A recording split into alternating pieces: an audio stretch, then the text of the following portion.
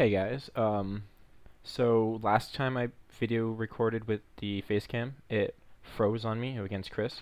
So I have this just in case I end up having to use it. You'll see the face cam's off, but yeah, I just like did some hand signals to the camera, and I mean you can't see it anyway, so whatever.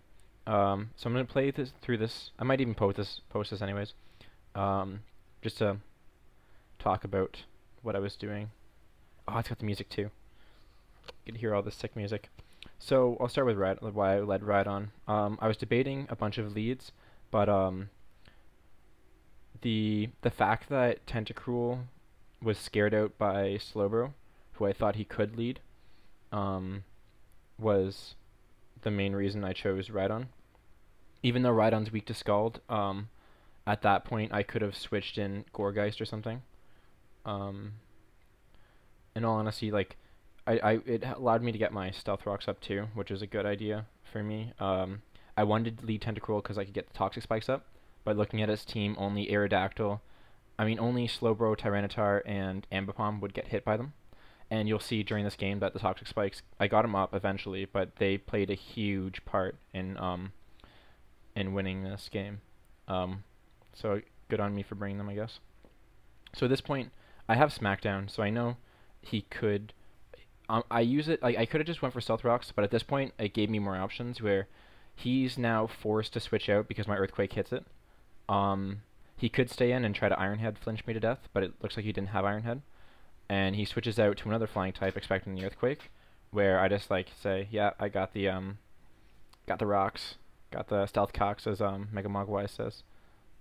At this point, I was scared about Aquatail because that was the only coverage move Aerodactyl got, and the fact that he's a Life Orb variant means there's a chance he could have had a Aquatail as a coverage move.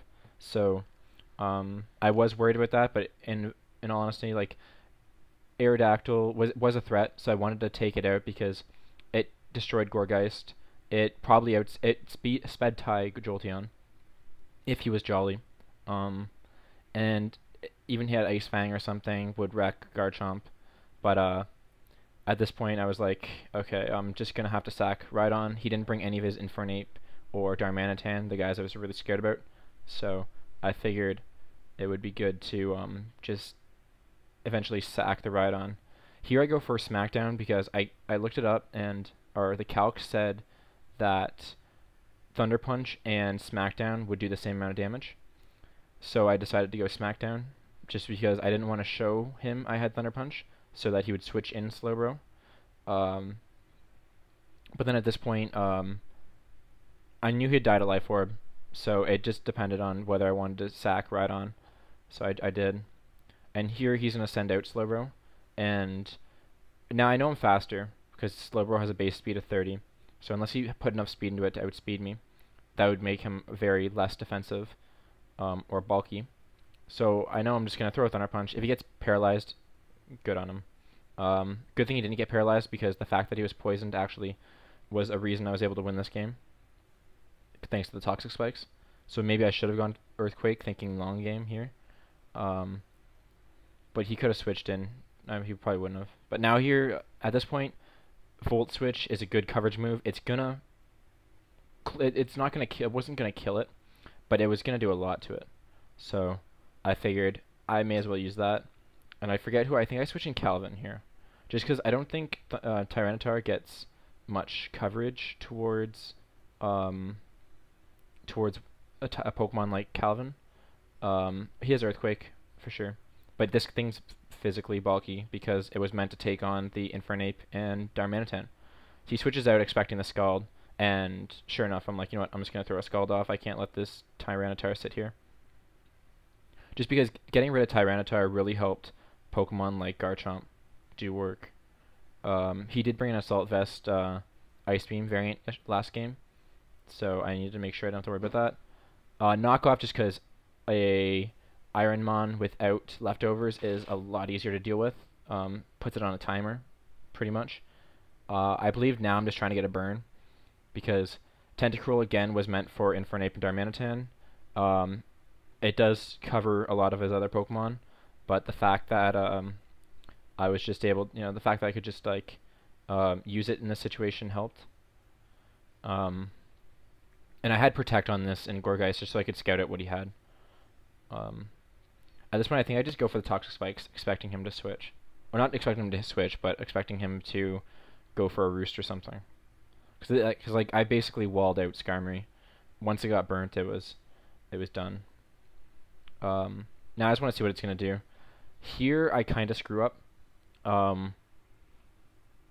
He clicks Thunderbolt, I hit Protect.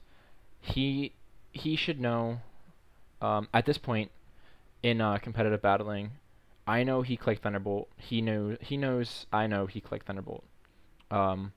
So he's probably expecting me to go into something that will take the Thunderbolt. Good thing I sacked Gourgeist here instead of Jolteon or Garchomp, because it did really save me, because having Jolteon in the back allowed me to outplay most of his game. Just going into it, you'll see he comes in and I get hit by the surprise knockoff. But I know he's Assault Vest. At that point I'm like, okay, he's not banded. Bam. I just lost my leftovers. I just lost. He got a crit too. Didn't notice that until now. But I mean, I crit his Electros later. Electros. So I know he's going for another knockoff. I didn't think I'd outspeed him, but good thing I clicked this, because at this point it allowed me to weaken his Electros, and me not realizing he also had special attacking moves because he showed Thunderbolt. He goes for the Flamethrower and just wrecks my day. But now this Electros is just it's done. If it had Hidden Power Ice here, it could be bad, but I'm pretty sure my Garchomp would have been able to take one. I do go Cynthia, and luckily I actually calced it. The Draco critting, I think, mattered, because it would have lived it, but between Burn and Leech Seed, it would have died anyways. It just would have made Slowbro a little harder to kill, but in the end, you'll see I mess up anyways. Here's where I make the mistake. He clicks this. He probably should have went for Slack Off there, because it would have kept his Slowbro at a high amount of health. I don't know if he did any. Actually, with the crit, it would be hard to do calcs, but now here I go in Tentacruel, but not knowing that the maximum I'm going to do to him is 10. So I get a middle roll. He lives it, goes for Slack Off. Now I'm in like a tough situation, because I know he's got Psychic moves. So I stay in. I do stay in. I think I switch out eventually. I switch out here, just because I know he's going for another Slack Off. He won't be able to live another knockoff, so it gives me a chance to get into Jolteon. And Jolteon did about a 64 minimum based on my calcs. It looked like he was defensive, so they could have been. They should have been right.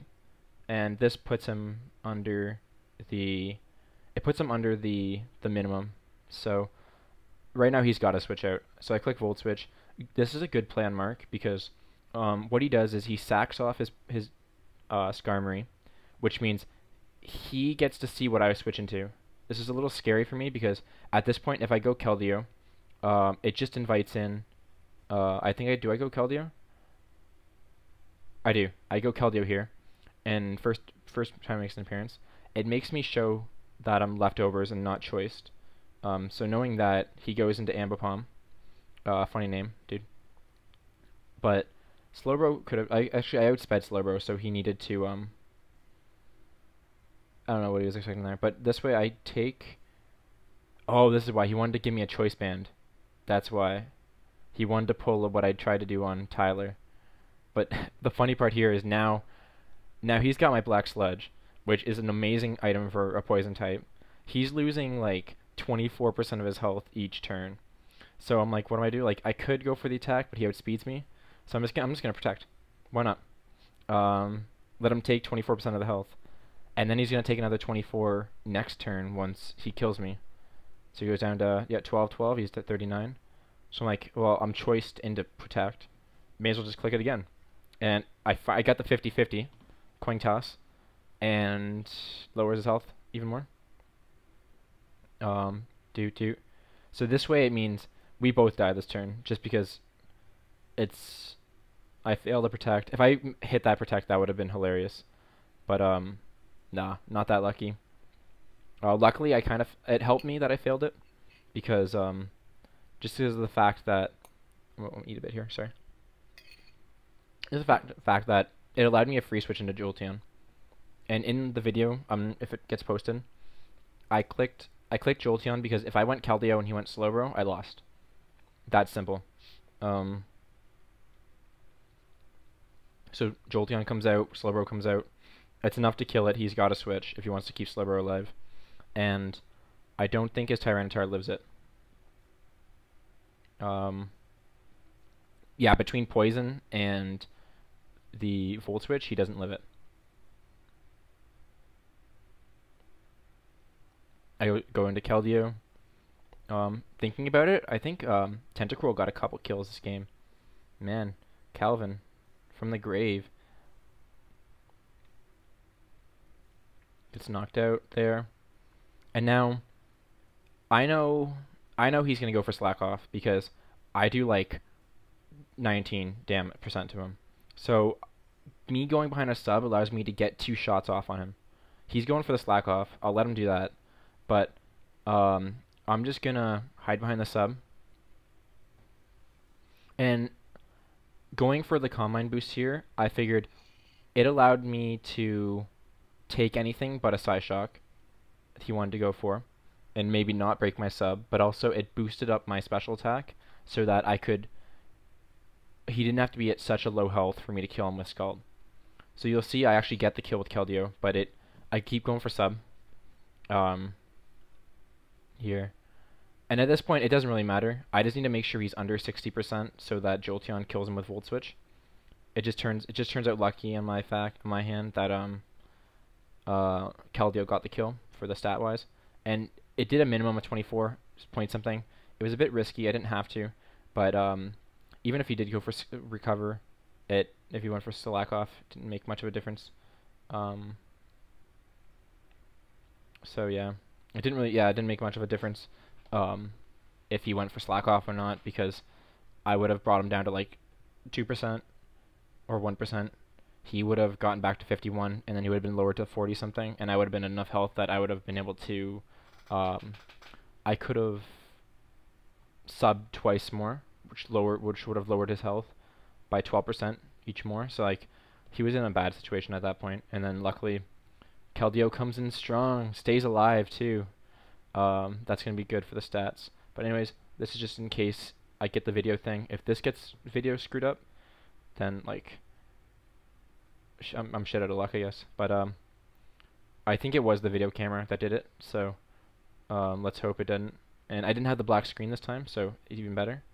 But anyways, see you later. We're 3-3 now. Good comeback. Broke that 2-loss streak, and we snapped Mark's 2-win streak. And I'll see you for week 8 versus the Belleville Blossomers.